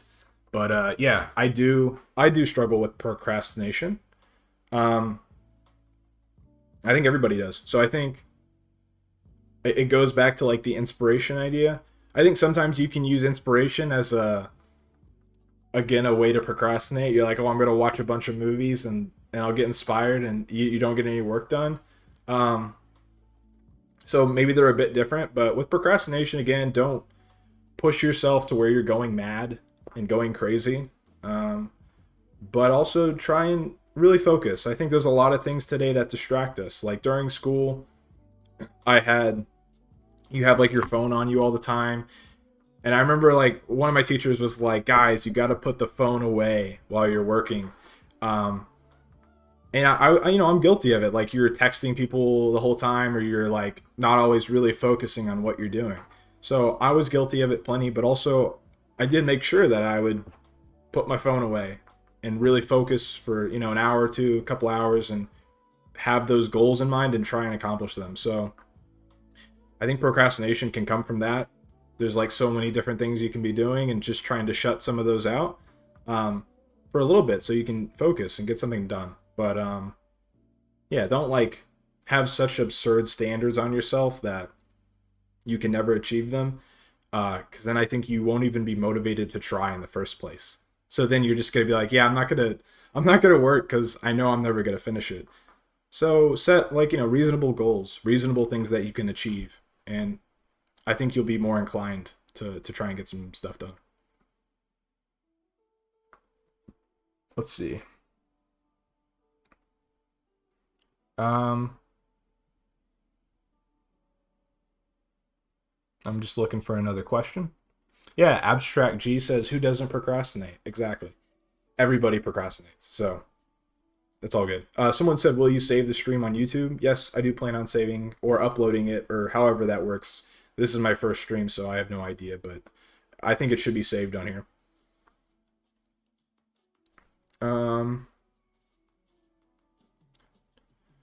Why is there a dog? I think they're talking about my desktop background. I don't know. Again, inspiration. Have stuff that you think is nice or makes you relax. So I have a dog as my background. What is your favorite bit of the short film? I think that's what Extra Gaming is trying to say. I don't know. Favorite bit? I really like the opening sequence. I think that's super fun. I think that's a part that's memorable and people enjoy. And I think I think someone asked this question, but that may have been the most fun part to make. Because all the different boxes that he pops out of, it was super fun getting to design those scenes. Like let me open this up real quick. Yeah, like this shot, I had fun with this shot because, yeah, it was just super fun to me. A jewelry box, and I made this little pearl necklace like really easily just out of spheres. Like I took one sphere in Maya and I duplicated it to like make the shape of that, and it never moves or anything, but like that little detail, I was like, oh, that's cool. Like that little pearl necklace, and even the mirror, if you look behind it, there's a mirror like reflecting everything, and I thought that was super fun. I love the boombox shot. That's one of my favorites. I gotta put all these stickers on here, which was super cool, and like this is kind of a tribute to an old video me and my brother did. Put a Gatorade bottle back here, a basketball. I really enjoy playing basketball. That's somewhat a hobby of mine if I have time or a basketball goal. So, like, I don't know, this scene was super fun to make, and again, the animation coming out of the box is super fun. So, yeah. Let's see. What is that? Mattel's Gale says you're a Minecraft gamer. Yes, I am. I love Minecraft still. Minecraft was like the thing that first got me into 3D animation, because maybe you all have seen these videos of like Blue Monkey and like Captain Sparkles, and there's like dancing animations and music videos. There was actually a series too called Live, Dig, Build, and that was like a huge inspiration for me. Like in middle school, I thought that was the coolest thing ever. So Minecraft has actually been really a big inspiration to me, like all growing up. And yeah, I still occasionally play some Minecraft. So props to people that play Minecraft. It's a fun game. No, I'm not from Canada. I am in the US. Let's see. I think, Rick Sanchez asked a question before, but he asked another one about, are there any keynotes about the film you would change given ample resources? And to be honest, this short film, like 2 minutes and 40 seconds long, is how long the short film is. Like, there's not much I would change within that. Maybe making things prettier, but I think it's really compact, and the storytelling in it works, and so I really wouldn't change anything in that. In a longer version, there's definitely stuff I would tweak and adjust, but in the short film, to be honest, I put everything I could into it, and I'm happy with how it turned out. Hey Henry, thanks for stopping by. Yeah, of course. Let's see. Let's grab another question. Gum Bandman Illustration says, do you prefer Nuke or After Effects for compositing? I used Nuke for at school. That was kind of because it was required. But also Nuke is a very powerful software, and it's kind of an industry standard. So Nuke worked well for the film. I was more comfortable with After Effects. Growing up, I played around in After Effects a lot. Andrew Kramer, huge inspiration to me. I learned a lot from his video copilot tutorials. So I had a basic understanding of like compositing rules and terms and like alpha channel mats and stuff like that. So it was a bit scary, but I did use Nuke for all the compositing in the film. And it worked out in the end. I'm really happy that I learned that. But actually for like the muzzle flashes, I think I did those in After Effects and then brought them in to Nuke as a movie file, like already put in there, and then overlaid it like a screen overlay. So I still knew how to do muzzle flashes in After Effects from my Corridor Digital and Freddie W days. So I stuck to my guns and did it that way. But everything else in the film was Nuke. So yeah. Nova Gear says, how does he fit into the boxes? Not going to answer that question. That is, I don't even know, to be honest, I don't know. Bro Josh Toby Turner says, would you encourage fan art with your IPs? 100%. Yeah, I think it's super cool when people show their support that way and just, want to draw something. Yeah, if you guys have a Box Assassin drawing or anything, tweet it to me and I will share it for sure. I appreciate people doing stuff like that. It's super cool. So, yeah, 100%. Let's see. People have been asking how long it takes to render. That's a good question. Kind of a difficult one to answer, but I'll do my best to answer this question. It took a long time to render, in short, but I think it's good for you guys to know that, like this shot right here with the Chinese takeout box, I didn't animate this shot and light it and then send it off to render, and it was done. I animated it, and then I placed some lights in there, and then I sent it off to render, and then I got it back and it looked bad.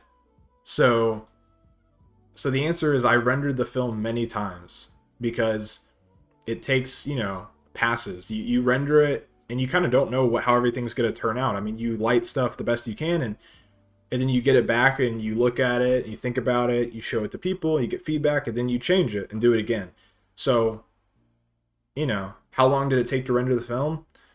A long time. You know, some of these shots took like 4 hours to render, like 10 hours, you know. I mean, you know, combined with all the different layers and stuff, they can take a long time. I mean, granted, like, you know, Pixar and Disney take like days to render their film, but it can take a while. But I think the big thing is start by just rendering like with this shot, I'll just render this frame, just one frame, so I can get that looking right, and then I'll start rendering a bunch of frames, so I'm not wasting time. So it's good to get one frame looking right, and then you can apply that to the rest. So same logic goes for here. This shot right here, I think it is. Sorry, let me find this shot. Yeah, so this shot right here with Craig, the pizza boy, this was one of the first shots that I lit in this scene, so that I knew what this scene was going to look like. I knew I wanted the car headlights to play a big part in how the lighting was formed. I knew I wanted a bluish hue in the scene. So if you light this shot first and you get it to look really nice, even just one frame, if I have this one frame, it looks great, I like how it looks, then I can apply that to all the other shots. And it's not as simple as copy and paste, but you have a visual target and you can hold that up, you know, and you can be like, does this shot that I'm working on look like this shot that I liked in the beginning? So again, that's a good practice to kind of do if you're lighting something with a bunch of different shots. You want to have a target so that when you're down in the depths of a shot and you get lost, you can look at that and you can kind of know where you're going still. So hopefully that helps with that. Let's see. It's 8:31, but I don't know. I'll grab like 3 more questions and then I'll probably sign off here. So let's see. Let's get a few more questions.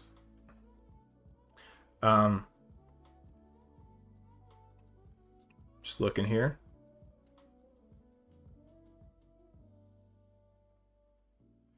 Sorry for mispronouncing your name. Yeah, no problem. Let's see. Oh, someone said you should stream more. Just quickly, I'll answer a few more questions. But yeah, I do plan on doing more streams and videos. So, you know, comment down on, you know, my other videos, or, you know, let me know in the chat what kind of stuff you guys would like to see streamed. You know, we can do more question and answers, maybe go through shots more in detail, because I need to figure out how to not get it to lag so bad when I'm going through Maya and stuff. So if I figure that out, we can do some live streams and look at the rigs and look at stuff in a little more detail. But let's look at a few more questions.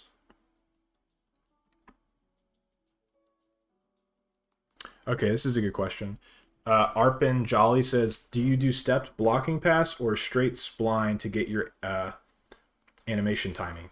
So to answer that question, it's a bit of a mix. And what he's talking about here is stepped animation is where you have keys in Maya. And so your animation will hit those keys. So if I have someone like sitting here and then pointing, stepped animation would mean the character's like here on one key and then here on the next key. So there's no like smooth movement in between. But to answer your question, usually I do a stepped pass. In the film, I actually did do a few shots where the whole time it was splined, and I just started from spline and worked that way. But there was also a mix of stepped. I think the big thing is, when you're working in stepped, try to work cleanly so that the transition to spline is better, and you don't have, when you hit spline, the character isn't like rotating and twisting a bunch of different ways.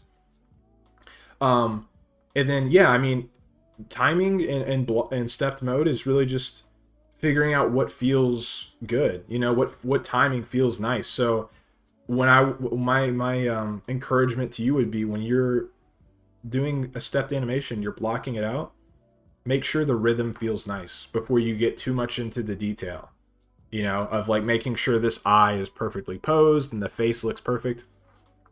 Make sure that the rhythm and stuff feels good as well, because once you get in spline, it can be, you know, kind of difficult to change that there. So that would be my my kind of advice for that. So yeah. Michelle Go says she'd love to look at the rigs. Absolutely. I think we'll have to do that one time.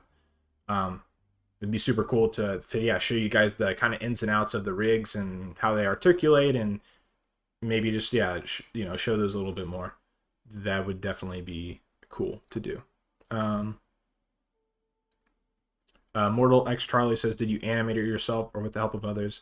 I did animate it by myself, and it just, you know, that can be overwhelming. But again, I just took it like one shot at a time in different phases. I think I showed this already, but I can play it a little bit again. But the animation starts out. Oh, this was actually something that was cut. Originally, there was a Jack in the Box in the film. Right here. But that got cut from the film. There was also a jukebox, but that also got cut. Sad times. But yeah, like, to answer your question, this is how it started out. Really rough. Like, this doesn't look nice. Everyone here can see that. But you just do it one shot at a time and improve it. So, yeah, that's all that is. So let's answer one more question. I'm going to find the most amazing question before I hop off here.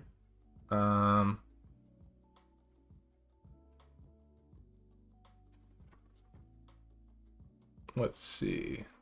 I'm looking for a pretty solid question.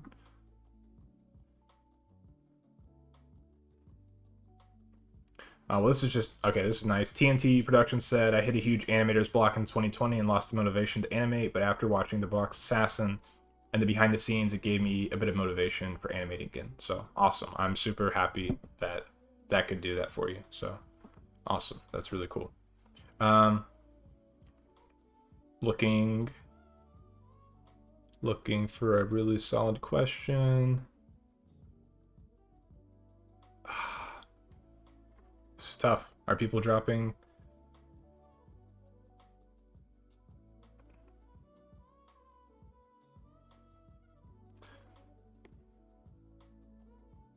I don't know. I'm trying to find like a really amazing question. How about this one? Al Leggery says, what are your plans in the future?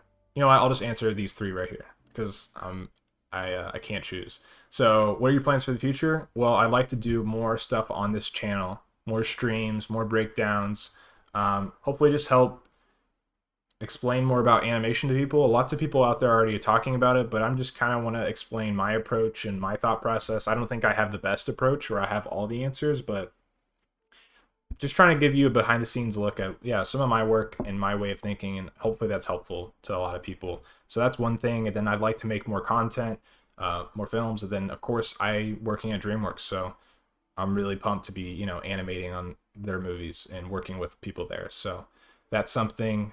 Someone said, how old when you first started animating and why did you start? Started filmmaking back in like 2011, started animating in like 2016, 2015. And I started because, I don't know, I really liked filmmaking and I liked art and animation, and I felt like 3D animation was a combination of a lot of different things that I loved. And so, yeah, that's why it appealed to me so much. I think it was all these different things that came together of technology and filmmaking and, you know, art and all these different things, and it combined into one thing. And for me, that was like the perfect way to go. So, I don't know, it just felt like the right way. So, yeah, I think that'll be the last question. Thank you all. Huge thanks, you know, for coming out to the stream. I will be doing more streams. Again, comment on this video, past videos, maybe other streams. I think we'll do like a rig stream and talk about some of that once I figure out how this all works. But yeah, lastly, just thank you all for all the support. The Box Assassin is still alive in a lot of ways, and I think there will be more of him in the future. So I'm excited to share that with you all. And hopefully even this channel can be a little bit of a journey to see where this started out at and hopefully where it will go. So yeah, I'm super excited about what's to come. Thank you all for watching, and I'll see you soon. Bye, everybody.